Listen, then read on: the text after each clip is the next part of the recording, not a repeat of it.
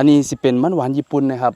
มันหวานญี่ปุ่นแม่นครับจากสายพันธุ์ครับทั้งหมดนี่ทั้งเบิดนี่ตอนนี้มีอยู่13สายพันธุ์นี่ นี่เด้ นี่ครับ โอ้หวานแห้ง สิส่งไข่อยู่แต่ว่านี่แม่งจอไปแล้ว อันนี้สายพันธุ์นี้ยังครับนี่ อันนี้สิเป็นส้มโอกินาวาครับ ส้มโอกินาวา แม่นครับ โอ้ประมาณสักเดือนครับ อันนี้2เดือนครึ่งครับ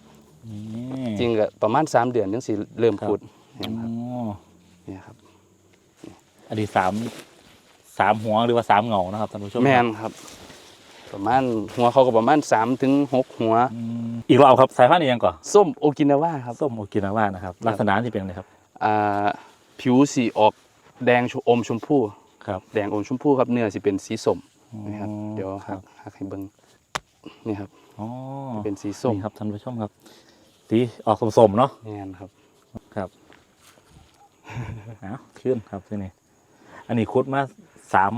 มือ4หัวครับ 3ครับประมาณ3 4 ได้แล้วแล้วสีไฮนะครับนี่ ถ้าเป็นไ